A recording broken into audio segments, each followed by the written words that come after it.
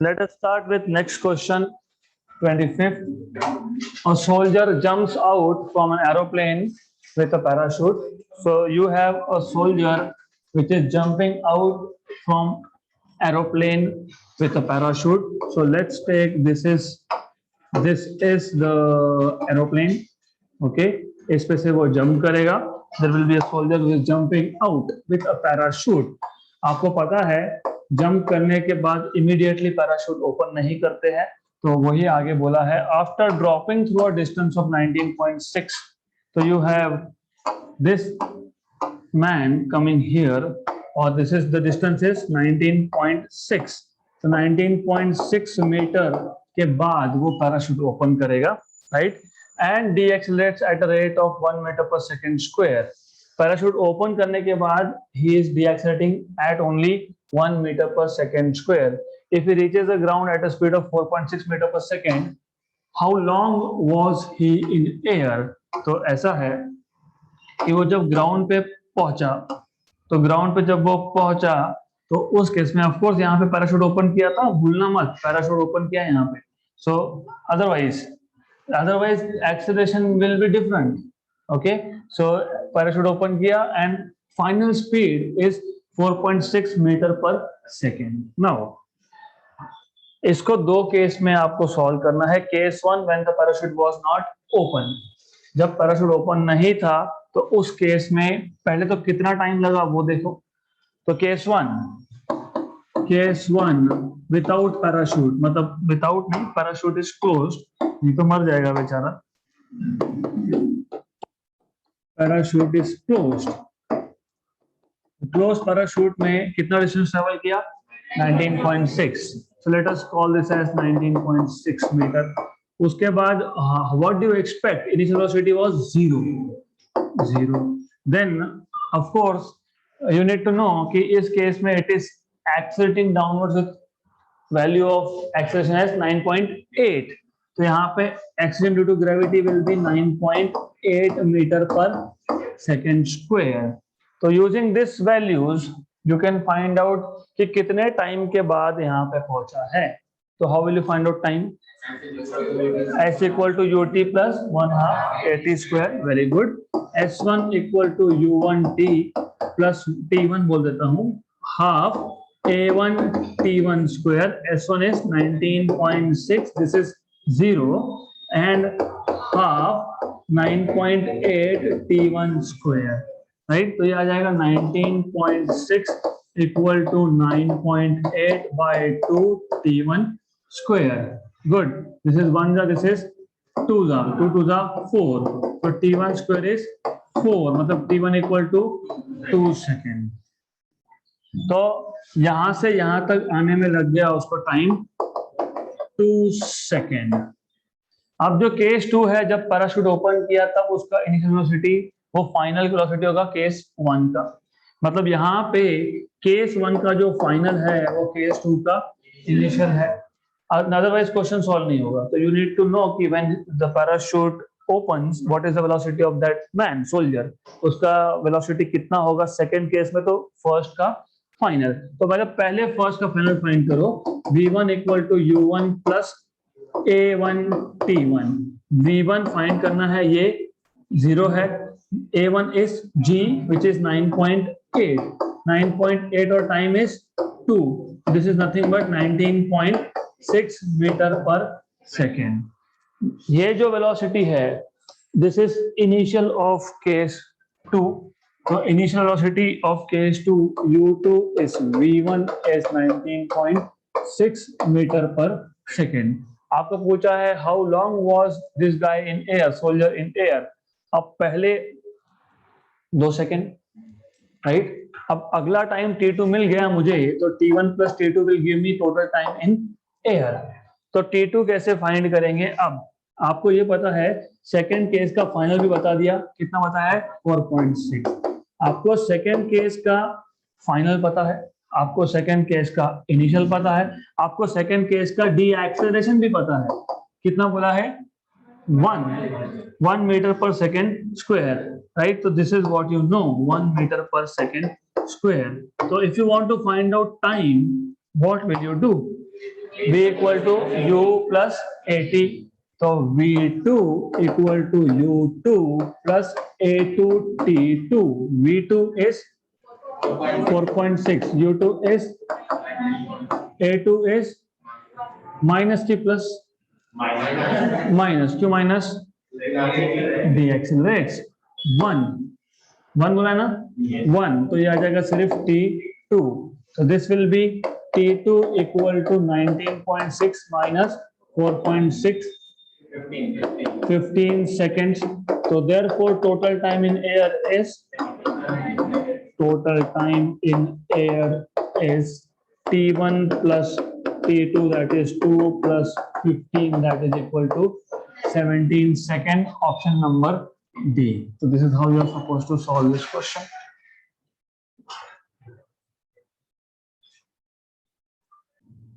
Next question.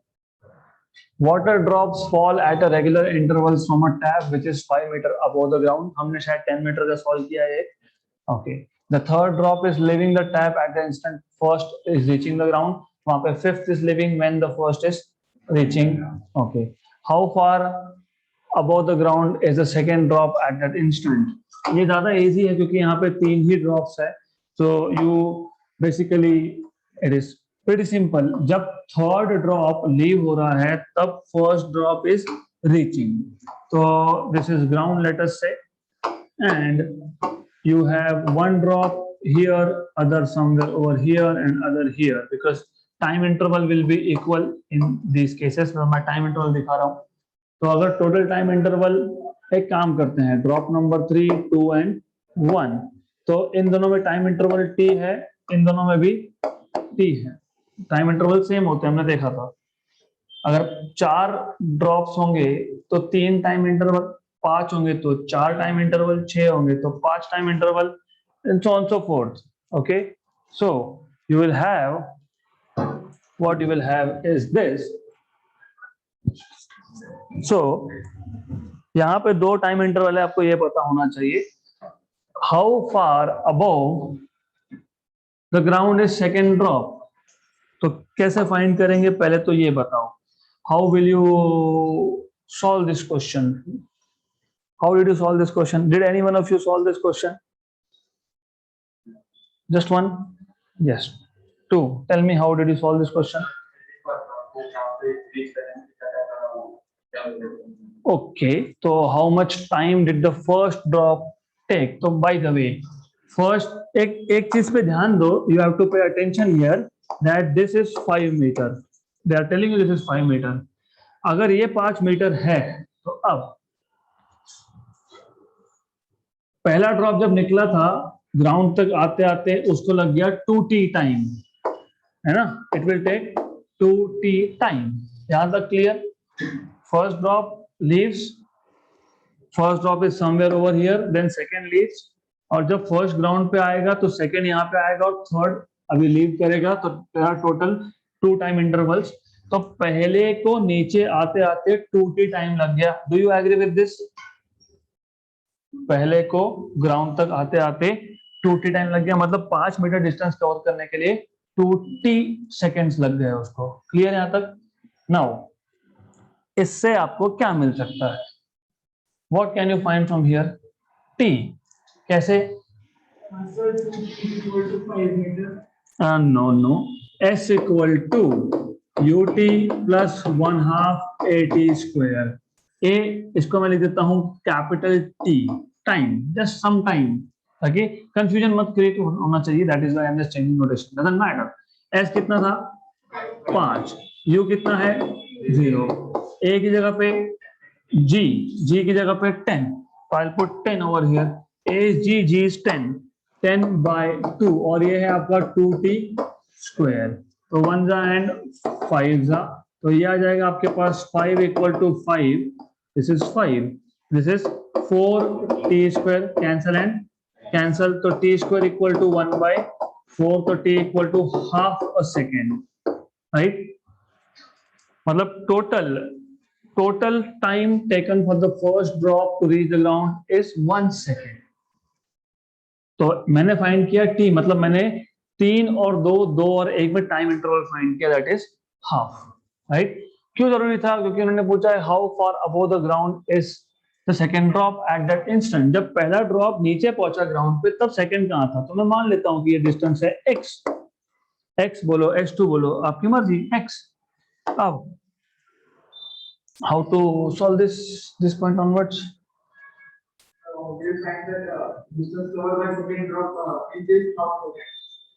Okay. Okay, again s will be equal to ut plus 1/2 at square. S is x which you are supposed to find out, u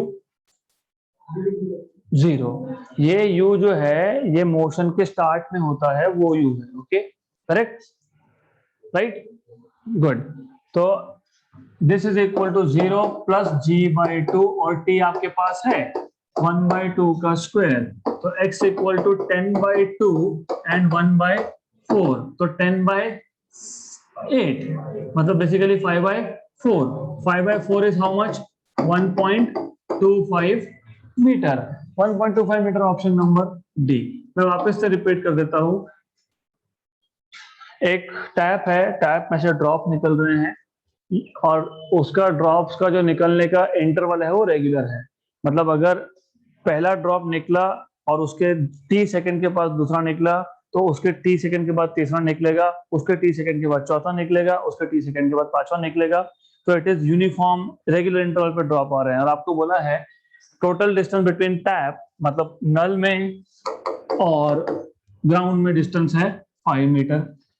third drop is leaving the tap. जब third drop tap में से निकल रहा है तब first is reaching the ground, right. और इस instant पे when third is leaving and first is reaching, where is second? तो first of all as I told you, अगर टाइम इंटरवल इक्वल है तो अगर 3 ड्रॉप है तो 2 टाइम इंटरवल बनते हैं, ये याद रखना। 2 ड्रॉप होंगे तो एक ही टाइम इंटरवल होगा। 3 drops 2 intervals, 4 drops 3 intervals. Good.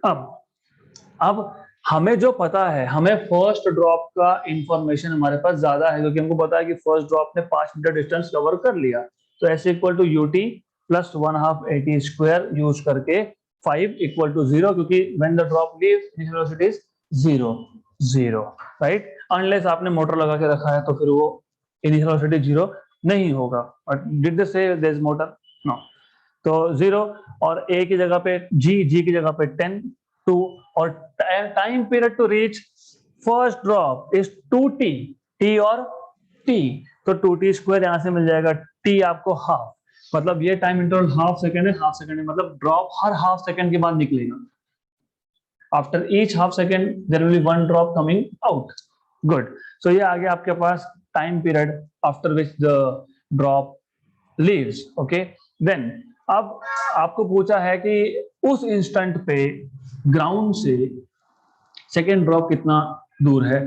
तो u will say s equal to u t plus 1/2 a t square again, but u is 0, right. तो यू इज 0। यहाँ पे कंफ्यूजन क्रिएट नहीं होना चाहिए। आप बोलोगे why u is 0? Because at that instant you are looking.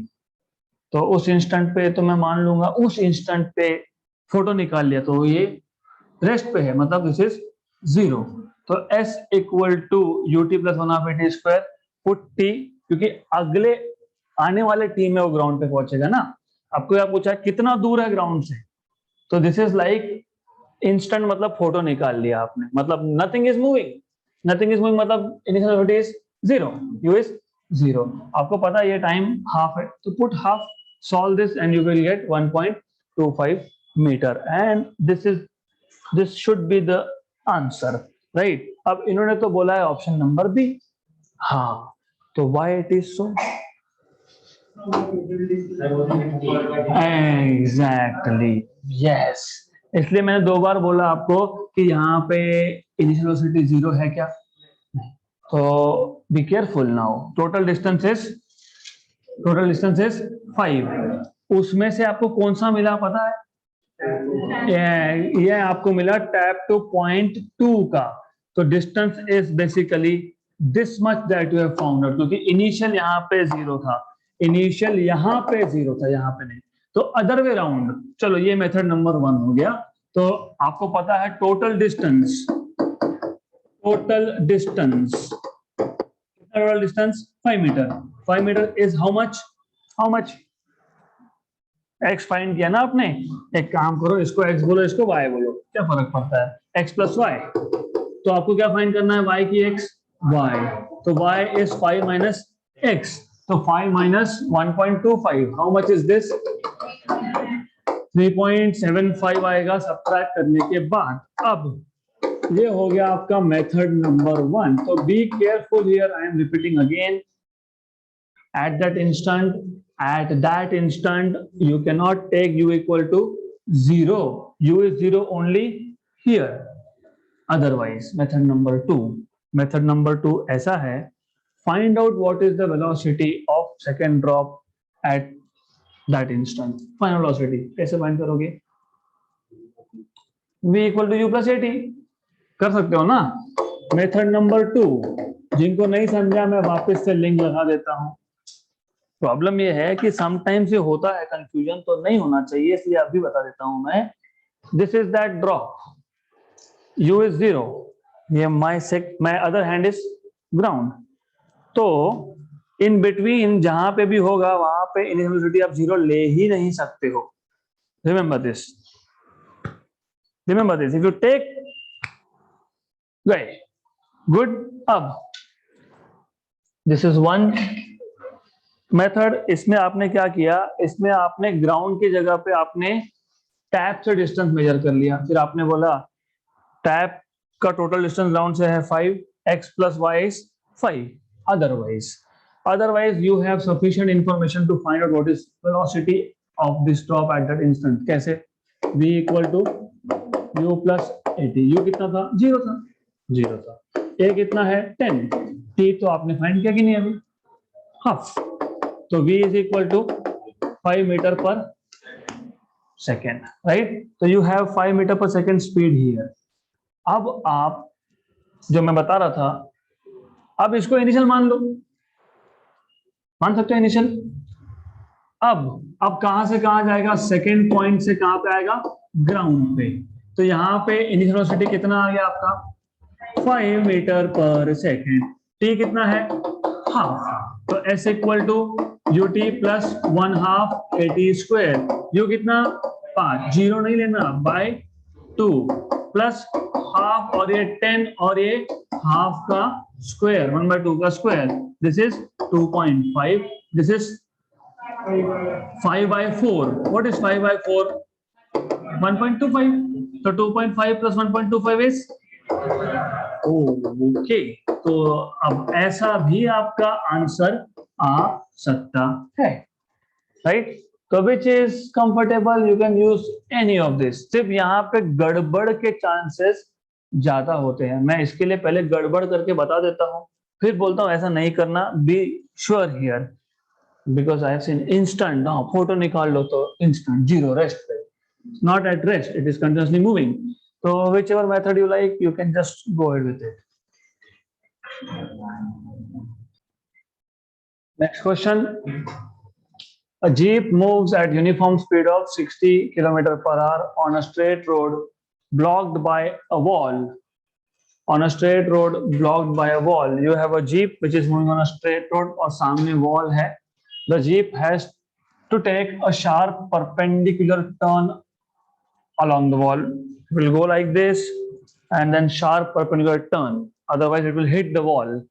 आगे बोला है a rocket flying at uniform speed of 100 km/h starts from the wall towards the jeep when the jeep is 30 km away.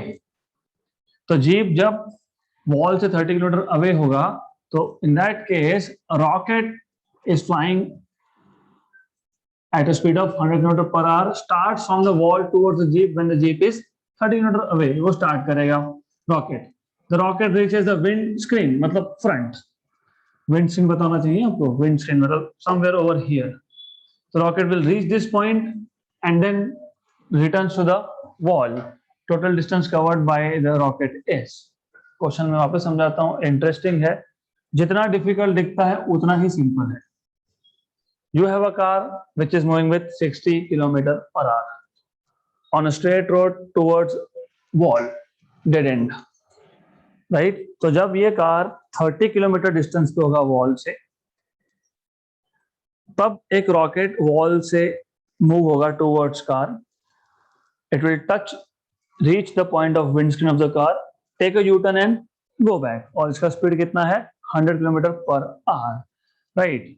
तो total distance covered by rocket s. कैसे solve करोगे? Did you solve this question?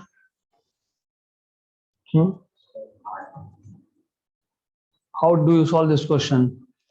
Option, yeah, good. How? Yes, but I want to know कि do you first solve for rocket or for car? What is your approach? Basic formulas तो basic formulas है. Velocity, distance upon time, that is okay for rocket. Anyone else who has solved this question? Solve नहीं किया है? No, I want to know if you have solved this or not. तो first of all एक चीज समझ लो, जब rocket चलना start हुआ, राइट, तो उस केस में where is the jeep? 30 kilometre away, right, good. तो what you can do here is,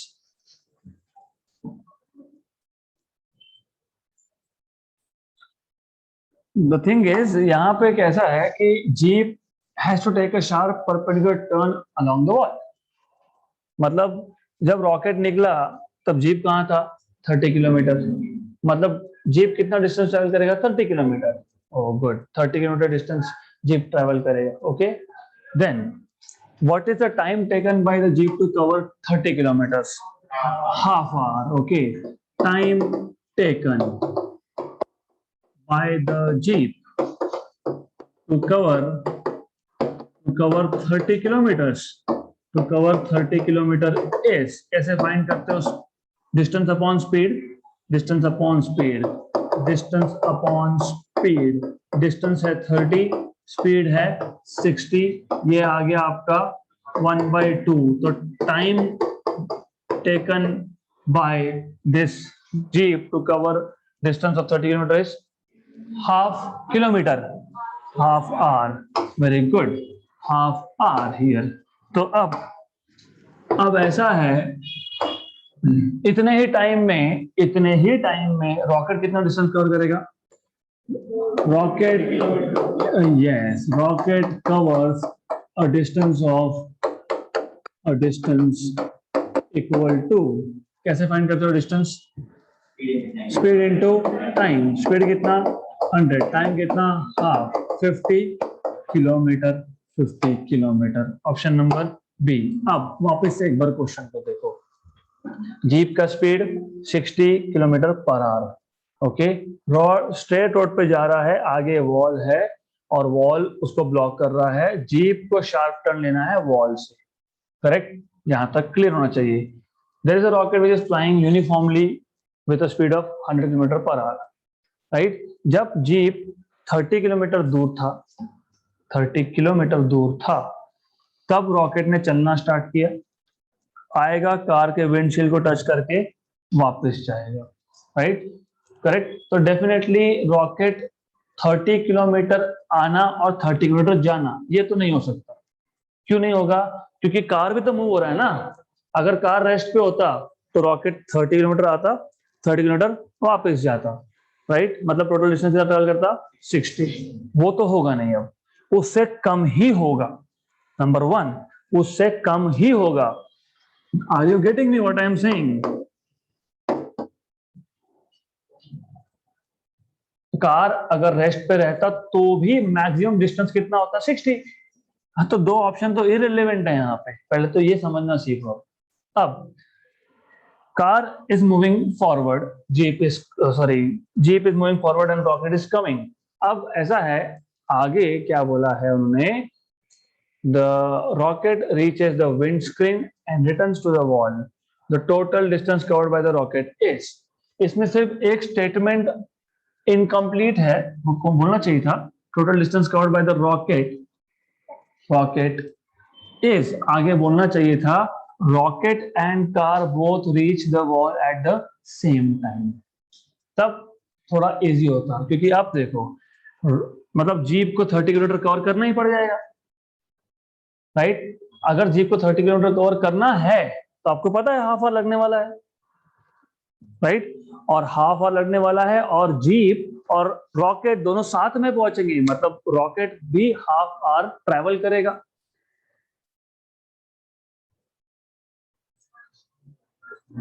See, the thing is, you have to imagine it this way.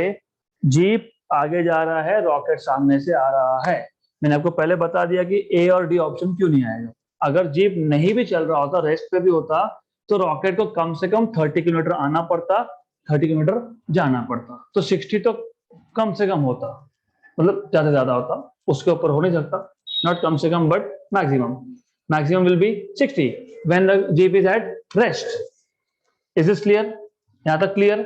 तो 75 100 कैसे होंगे, हो ही नहीं सकते।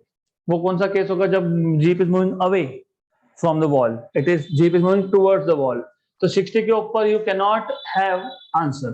तो ए और डी तो इधर से ही गया।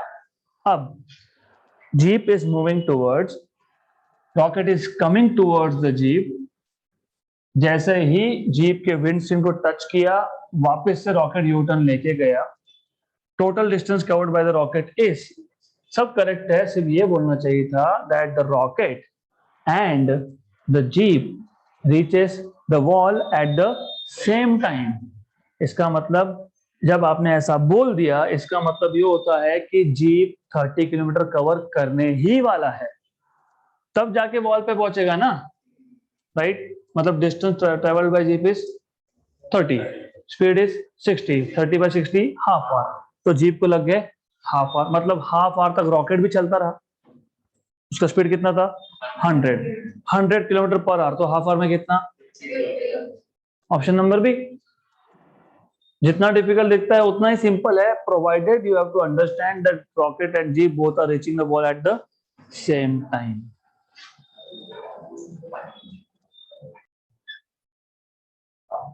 Next question, two trains A and B 100 kilometers apart are traveling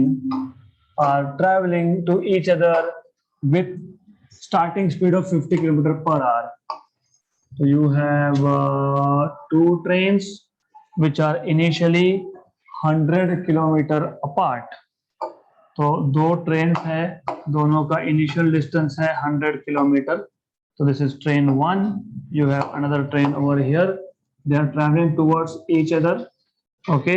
so total distance is 100 kilometer, of course it is kilometer, तो समझ लेना, that is 100 kilometer, 100 kilometer। अब आगे बोला है दोनों का initial speed is 50 kilometre per our. ये ट्रेन नंबर ए है, ये ट्रेन नंबर बी है, इसका भी इनिशियल स्पीड है 50 किलोमीटर पर आवर और इसका भी है 50 kilometre per hour. Okay, then the train A is accelerating at, तो इसका जो एक्सेलरेशन है that is 18 kilometre per hour square, और B is the accelerating at a rate of 18 metre per hour square. This should not be correct, let me check, just a minute. 28, एक मिनट रुक जाओ, let me check if it is correct और not. It is actually 18 kilometre per hour square only, तो इसका the acceleration is 18 kilometre per hour square, तो this is misprint over here, ये kilometre per hour square आना चाहिए। So the acceleration मतलब A B equal to -18 kilometre per hour square, मतलब one is speeding up, other is speeding down, right, slowing down. So the distance where the engine cross each other, अभी of course you should know, engine मतलब ये engine आगे ही होता है, पीछे नहीं होता है इंजन, तो these two engines should cross each other। तो ये जो दो इंजन है, this one and the other one should cross each other। तो कहां पे इंजन क्रॉस होंगे? measured from the position of A, मतलब यहां से आप मेजरमेंट कर रहे हो उसका from the position of A, तो this distance they are asking you।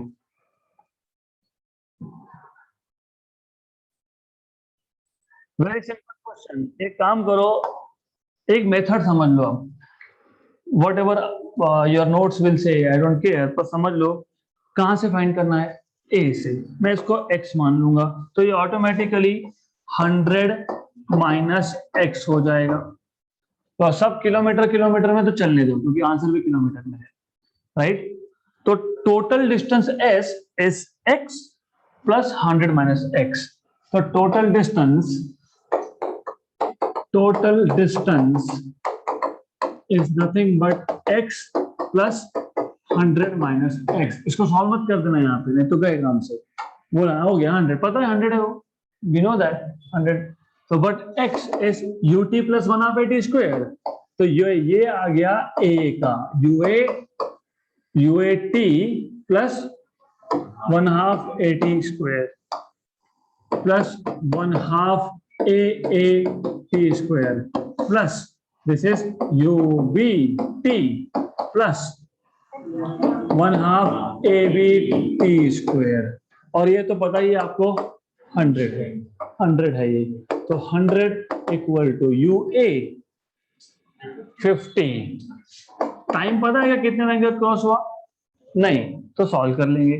t a is 18 by 2, ये 18 है by 2 t square plus this is 50t minus 18 by 2 t square. Cancel and cancel. तो आपके पास आ गया 100 इक्वल टू 100t, मतलब t equal to 1 hour. So they are meeting each other after 1 hour. तो आपको तो पता है x is ut plus 1/2 at square. So but you know distance traveled by a, that is x, is uat plus 1/2 aat square.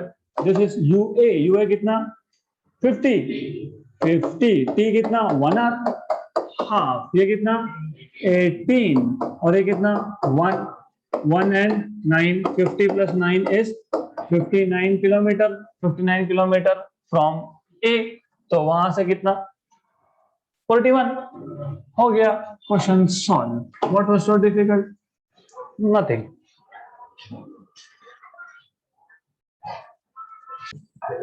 Next question and the last question for today.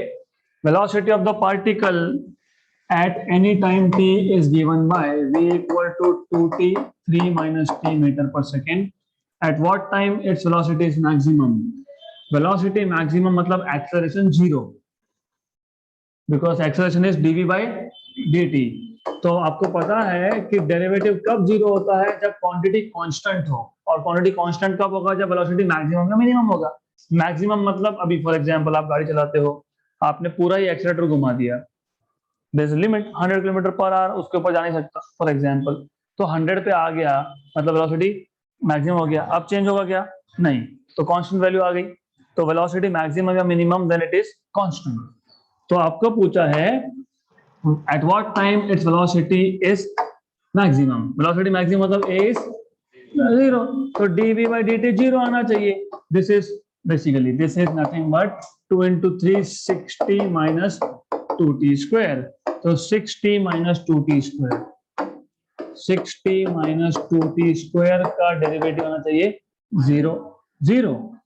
तो 6t का derivative आता है just 6, dt by dt 1.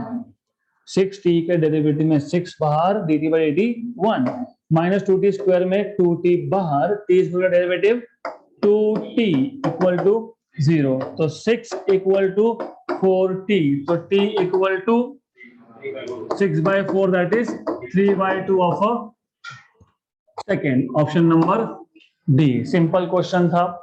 So that's it for today.